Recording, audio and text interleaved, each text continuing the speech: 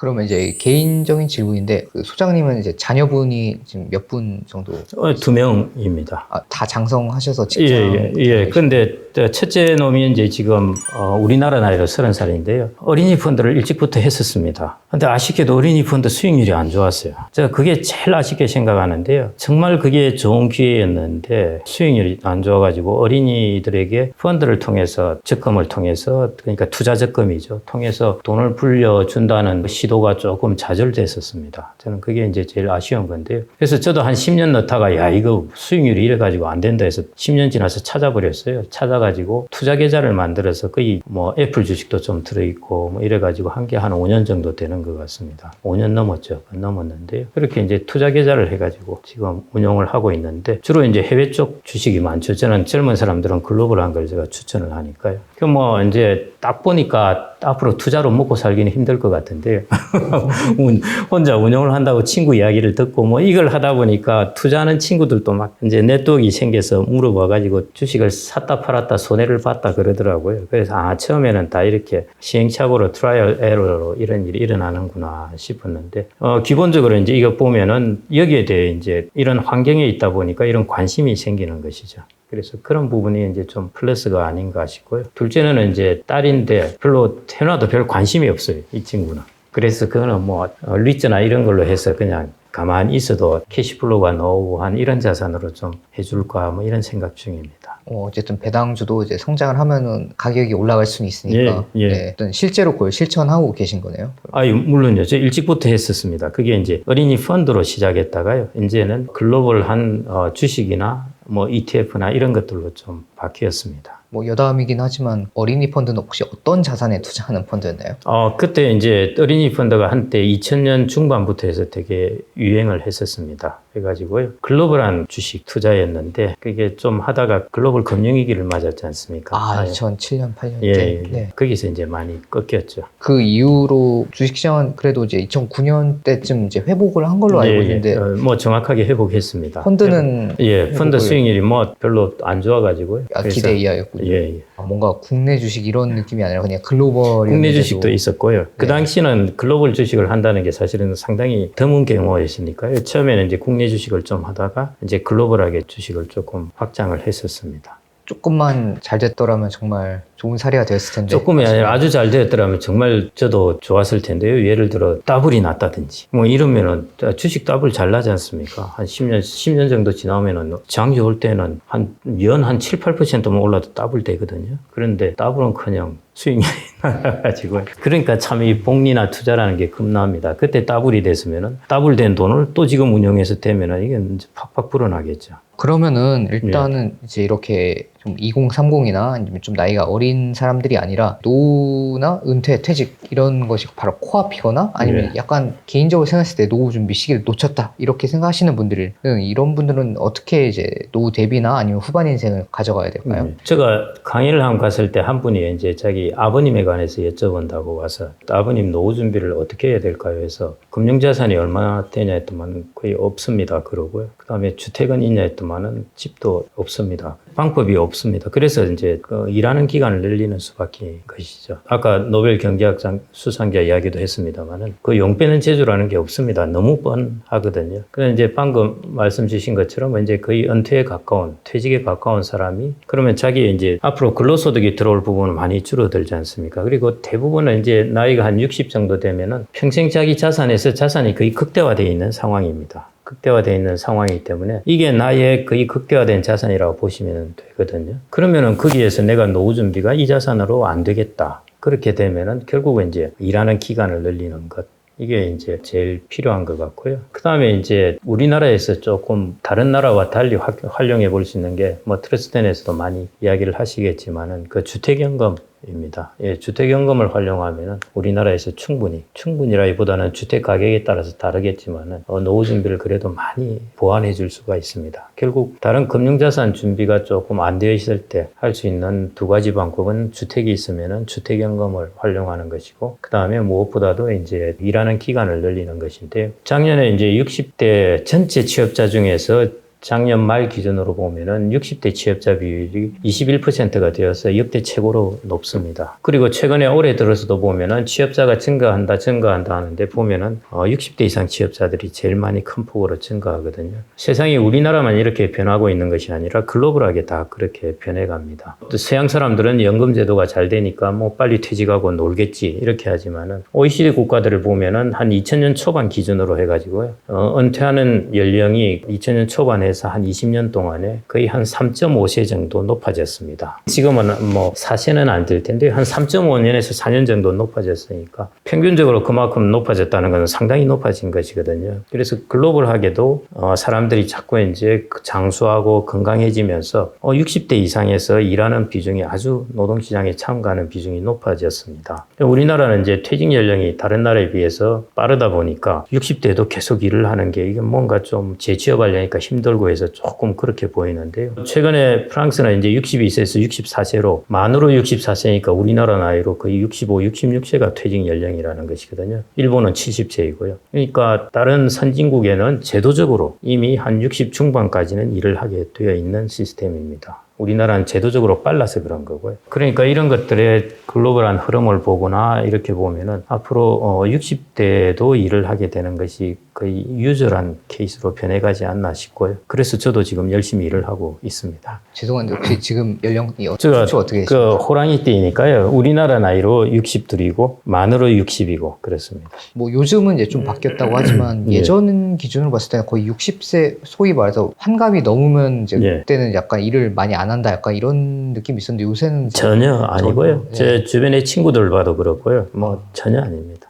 이제 할 수 있으면 다 하시는 분들이 75세, 77세 뭐 이래도 요즘은 건강하게 골프 치시고 그런데 그 연령대가 그런데 지금 50대 중반을 오죽하겠습니까? 세상이 훨씬 다릅니다. 아까 제일 첫 번째 질문 노후를 준비하는데 뭐가 과거와 20년이 달라졌느냐 하는 데서 제가 자기 책임을 말씀드렸는데요. 또 하나 덧붙인다면은 이제 일하는 기간이 과거에 비해서 훨씬 60대 어느 정도 일을 하는 것이 노멀한 케이스로 자꾸 변해가고 있다는 것입니다.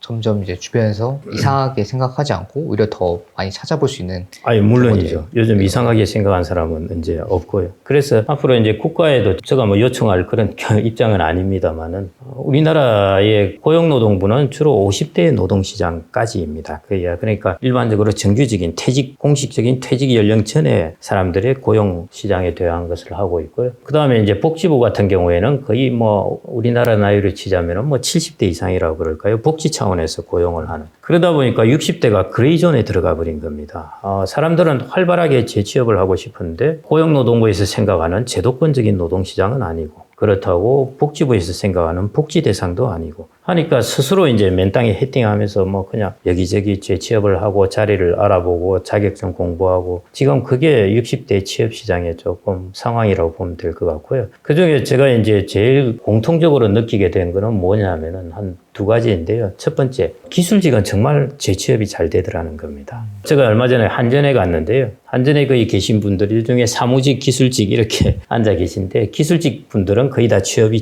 결정이 되었어요. 그리고 저 아는 분 중에 이제 철도공사에 계시는 분도 있는데 그분은 민간에서 한 두세 군데 지금 오프가 와 있어서 이 중에 이제 하나를 결정해서 가면 된다고 그러더라고요. 그래서 역시 기술은 평생 먹여 살리는구나 이런 게 이제 첫 번째 생각이 들었고요. 그 다음에 두 번째 이제 그런 기술이 없는 사람들.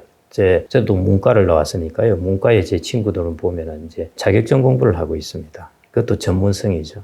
그러니까 결국 60대 이후에 중요해지는 것이 결국 전문성을 가진 사람들이 서바이벌 해서 살아남는다. 이런 상황인 것 같습니다. 결국은 이제 자기만의 기술과 전문성 없으면 이제 공부나 자격증을 따서라도 자격증도 일종의 전문성에 이제 속하니까요. 어려운 자격증 같은 경우는 3년을 죽으라 공부해야 됩니다. 일반적인 뭐 회계사 이런 전문직이라고 생각하는 그런 것들 외에도 예를 들어 뭐 전기기사, 산업기사 뭐 이런 것들 다 포함될 수 있겠네요.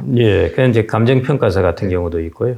그 다음에 손해사정인이라든지 뭐 이런 것도 있습니다. 보니까 이과 나온 애들은 이거 내 보면은 되겠다 생각을 하는데요. 문과 나온 사람들은 감정평가사나 뭐 손해사정인 이런 거 봐야 됩니다. 뭐 연령대에 따라 좀 달라지긴 하겠는데 이제 고모님께서 이제 생각하시는 그런 이상적인 자산 배분 기준이 있을까요? 뭐 만약에 좀 다르다고 하시면 이제 예를 들어 청년층이나 뭐 장년층 이렇게 나눠서 설명해 주셔도 됩니다. 예. 이상적이라고 생각하는 비율은 보통 주식 60, 채권 40 이게 이제 일반적인 그 뭐 황금 비율이다 뭐 이렇게 이야기를 레이달리오가 얘기했던 그런 내용을. 네. 그러니까 이제 채권이 일종의 포트폴리오를 주식하고 이렇게 형성을 해주니까 변동성을 줄여준다는 것이거든요. 그런데 아주 길게 장기로 투자하면은 주식은 주식 자체가 변동성을 줄입니다. 잘 아시겠지만 삼성전자 주식 수익률이 있다면은 올해 수익률하고 내년 수익률하고는 이게 독립적입니다. 그래서 계속 독립적이기 때문에 주식 자체를 오래 가지고 있으면 그 스스로가 분산 기능을 발휘해서 변동성을 줄입니다. 그래서 레이달리오가 말한 주식 60, 채권 40은 우리가 오랜 기간이 아니더라도 그때그때 충격에 따라서 변동성을 줄여주는 포트폴리오입니다. 그래서 우리가 일반인들, 뭐 안 그러면은 주식에 대해서 이렇게 아주 확신을 가지지 못하는 사람들은, 그런 젊은 사람들은 주식 60, 채권 40 포트폴리오가 제일 황금 비율이라고 볼 수가 있고요. 그 외에 이제 주식에 대해서 조금, 그리고 연금 적립형으로 해서 좀 장기로 납입을 한다든지 주식에 대한 어떤 노하우나 어떤 확신이 있는 분들은, 젊은 사람은 저는 주식 100%를 하더라도 기간이 길어지면 그거 자체가 위험을 줄이게 되거든요.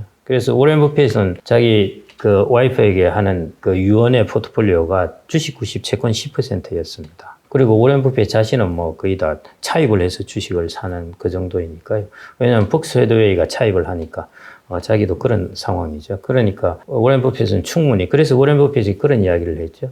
재밌는 이야기를 했습니다. 오렌 버핏이 기대 수익률과 위험을 이야기할 때 왜 위험을 보느냐 이야기를, 변동성, 위험을 왜 변동성으로 보느냐 그거죠. 그 말은 주식을 길게 가져가면 변동성은 수렴한다는 겁니다. 아시다시피 주식을 1년, 미국 주식 기준으로 1년을 가지고 있으면 마이너스 35%에서 50%까지 변해요. 그런데 이게 10년, 15년만 가면은 최소 수익률이 5%로 올라가고요. 그 다음에 20% 이렇습니다. 그 다음에 계속 가지고 있어도 5에서 20% 사이로 변동성이 확 제한돼 버리거든요. 그러니까 오렌 버핏 입장에서는 장기로 투자를 할 것 같으면은 이미 주식 자체가 변동성을 그렇게 줄여버린다는 것이죠. 채권하고 주식을 섞어 놓은 것보다 변동성을 더 줄여버린다는 것이니까 오렌 버핏은 자기처럼 그렇게 장기 투자할 때는 주식만 가지고 있어도 된다 이렇게 이야기를 합니다. 그래서 저는 이제 젊은 사람들에게 일반적으로 내가 주식이 그렇게 편안하지 않고 뭐 약간 그래도 좀 불편하고 한 분들은 6대4 정도의 포트폴리오가 딱 좋을 것 같고요.